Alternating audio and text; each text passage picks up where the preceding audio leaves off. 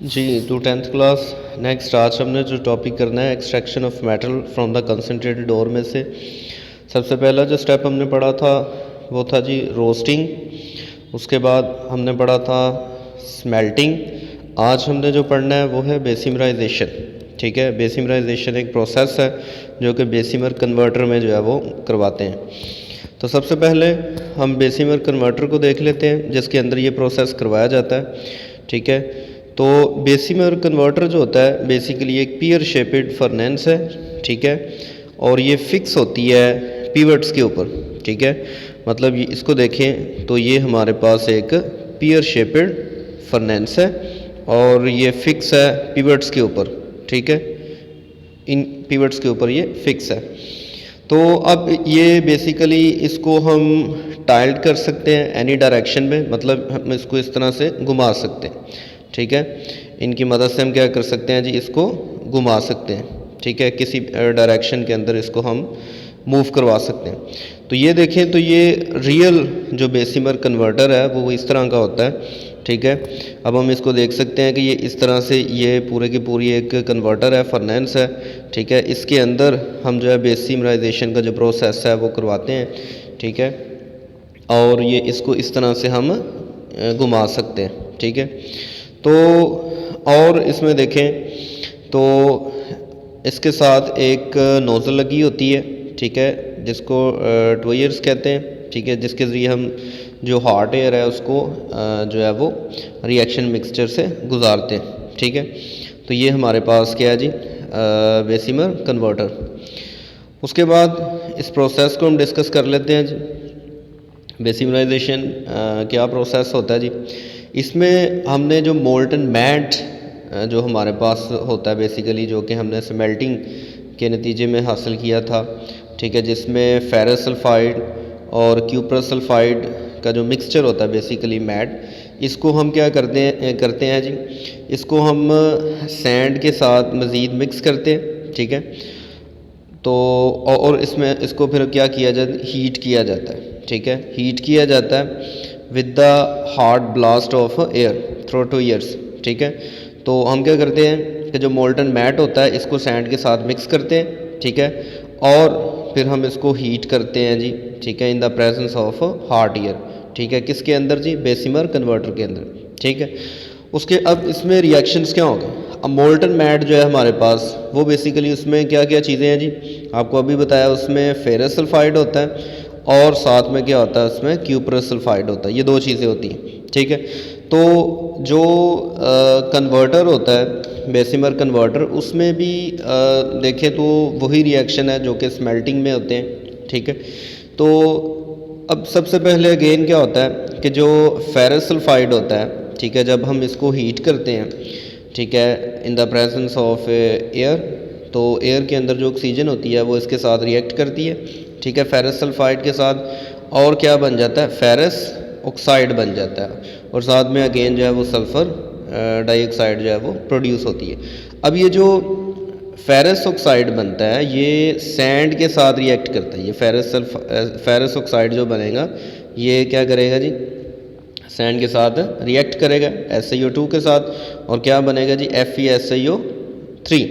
ठीक है, ये हमारे पास क्या है जी, स्लैग है। ठीक है, अगेन ये क्योंकि लाइटर होता है और ये सरफेस के ऊपर आ जाएगा और इसको हम क्या करेंगे जी, रिमूव कर लेंगे। ठीक है, उसके बाद मैट के अंदर जो दूसरी चीज़ है वो क्या है जी, क्यूप्रस सल्फाइड। अब क्यूप्रस सल्फाइड भी ऑक्सीजन से रिएक्ट करता है और क्या बन जाता है, क्यूप्रस ऑक्साइड बन जाता है, और साथ में again sulphur dioxide gas produce होती है जो कि निकल जाती है। ठीक है, और ये जो सल्फ़र डाइऑक्साइड गैस होती है ऊपर की तरफ जो है वो बाहर निकलती है। ठीक है, और अब ये जो क्यूप्रस ऑक्साइड बना है, ठीक है, ये किससे रिएक्ट करेगा जी, ये रिएक्ट करेगा ये क्यूप्रस ऑक्साइड जो क्यूप्रस सल्फाइड बचा हुआ है। ठीक है, मतलब ऊपर देखें तो क्यूप्रस सल्फाइड जो है वो ऑक्सीजन से रिएक्ट करके क्यूप्रस ऑक्साइड प्रोड्यूस कर रहा है। तो जो क्यूप्रस ऑक्साइड बनता है, ये जो क्यूप्रस सल्फाइड है, जो रिमेनिंग क्यूप्रस सल्फाइड होता है उसके साथ रिएक्ट करता है, तो क्या बनता है देखें, तो इसमें 2 मॉलिक्यूल हैं क्यूप्रस ऑक्साइड के, मतलब उसमें 4 जो हैं वो कॉपर के एटम हैं और 2 जो हैं वो क्यूप्रस सल्फाइड के अंदर है। ठीक है, 4 जो हैं कॉपर के एटम वो क्यूप्रस ऑक्साइड में है और 2 जो हैं वो क्यूप्रस सल्फाइड में। तो देखें कि इसमें कॉपर जो है वो सारे का सारा सेपरेट हो जाता है और 6 कॉपर जो है यहाँ पे बनते हैं और साथ में सल्फ़र डाइऑक्साइड गैस अगेन बनती है। अब जब ये कॉपर बनता है, ठीक है, ये हमारा जो था मेन प्रोडक्ट है, जब ये कॉपर बनता है तो ये गैस जो होती है सल्फ़र डाइऑक्साइड ये ऊपर की तरफ निकल रही होती है, तो ये कॉपर क्योंकि मोल्टन होता है तो ये जो होता है ये भी ऊपर जो है वो चला जाता है सरफेस के ऊपर, ठीक है। किस तरह से चला जाता है? ब्लस्टर्स की फॉर्म में, ठीक है, मतलब छाले की फॉर्म में जो है वो इस तरह से देखें तो ये देखें सर, ठीक है, इस तरह से ये सरफेस के ऊपर आ जाता है जो कॉपर होता है, ठीक है। तो ये इस तरह से ब्लस्टर क्यों बन जाते हैं? क्योंकि नीचे से जो सल्फ़र डाइऑक्साइड गैस होती है ना, जब ऊपर की तरफ जाती है, ठीक है, तो ये इस तरह जिस तरह झाग होती है, ठीक है, इस तरह से क्या होता है कि जो कॉपर है इस फॉर्म में हमें मिल जाता है, ठीक है, छाले की फॉर्म में। तो अब ब्लस्टर कॉपर जो होता है, ठीक है, जो कि इस तरह से हमें मिलता है बेसिमर कन्वर्टर के अंदर, ये करीब इसको जो सरफेस के ऊपर आता है इसको बोलते हैं ब्लस्टर कॉपर, और इसकी जो प्योरिटी होती है वो 97 to 98% होती है, ठीक है। तो ब्लस्टर कॉपर की प्योरिटी कितनी होती है? 98%, ठीक है। लेकिन हम चाहते हैं कि इसको मज़ीद रिफ़ाइन करें, ठीक है, इसको मज़ीद प्योर करें, क्योंकि 98% है तो इसमें 2% जो है वो इम्प्योरिटीज़ हैं, लेकिन हम चाहते हैं कि मैक्सिमम हम प्योर जो कॉपर है वो हासिल करें, इसमें से जो इम्प्योरिटीज़ हैं उसको रिमूव करें।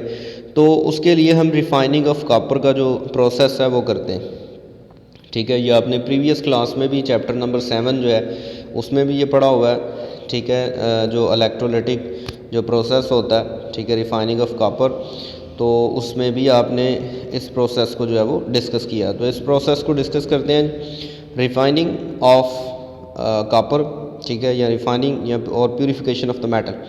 तो इसमें क्या होता है? इलेक्ट्रोलिसिस के ज़रिए हम इसको प्यूरीफाई करते हैं, ठीक है। इलेक्ट्रोलिसिस का जो प्रोसेस होता है डेफिनेटली वो एक इलेक्ट्रोलाइटिक सेल के अंदर होता है, ठीक है।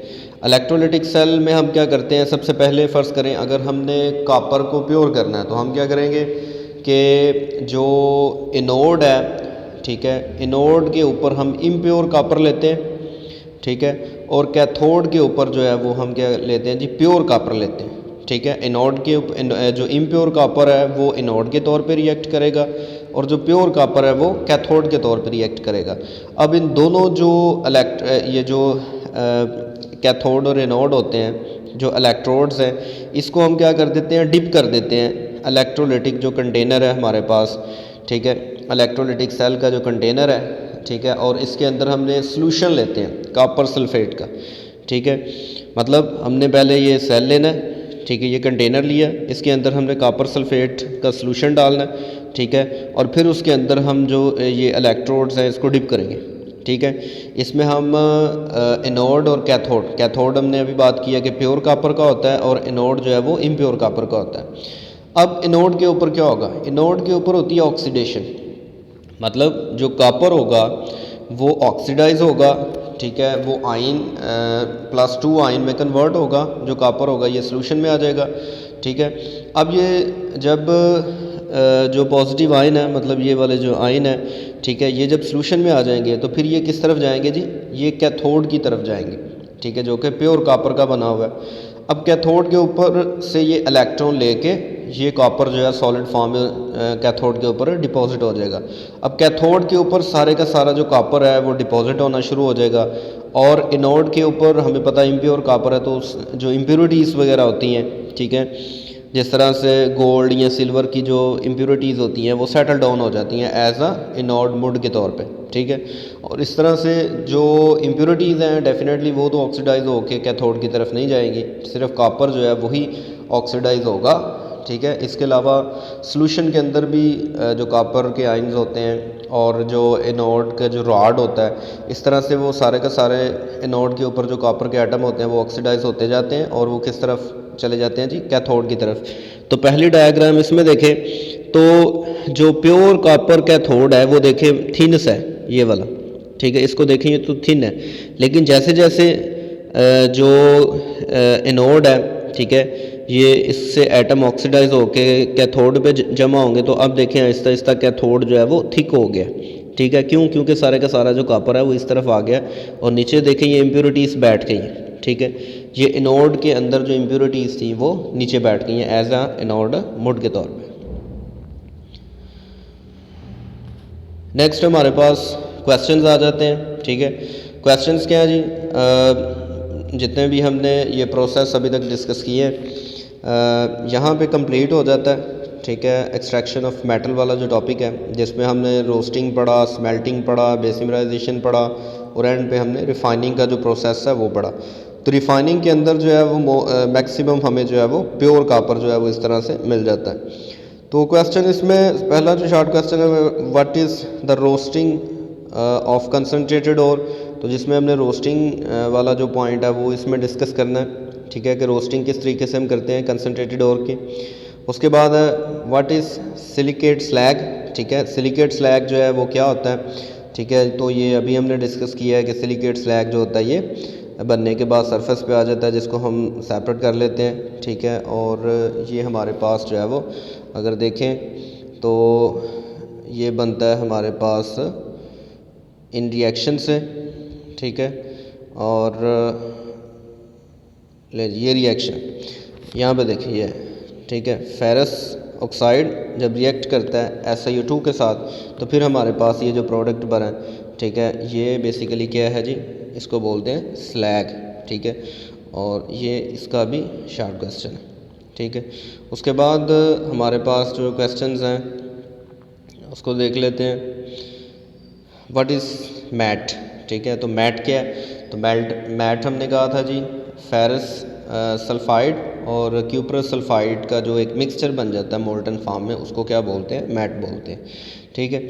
उसके बाद क्वेश्चन नंबर 4 है right the reaction occur during smelting process of roasting और, ठीक है। तो जो स्मेल्टिंग प्रोसेस होते हैं, ठीक है, रोस्टेड ओर के, वो हमने सारे रिएक्शन लिखने हैं। उसके बाद what is bluster copper right it's purity. तो ब्लस्टर कॉपर अभी हमने पढ़ा है कि कॉपर जो होता है बेसिमर कन्वर्टर में बनने के बाद, ठीक है, ये सरफेस के ऊपर आ जाता है, ठीक है, ब्लस्टर्स की फॉर्म में, ठीक है। तो इसको ब्लस्टर कॉपर कहते हैं और इसकी प्योरिटी 98% होती है। उसके बाद लॉन्ग क्वेश्चन की बात करें तो ये इस तरह से आ सकता है कि स्मेल्टिंग और बेसिमराइजेशन प्रोसेस को एक्सप्लेन करें द एक्सट्रैक्शन ऑफ मेटल। तो दोनों जो पॉइंट्स हैं, ठीक है, कोई भी पॉइंट्स वो आपको ऐड करके दे सकते हैं लॉन्ग क्वेश्चन में। तो इन क्वेश्चंस को आपने जो है वो अच्छे तरीके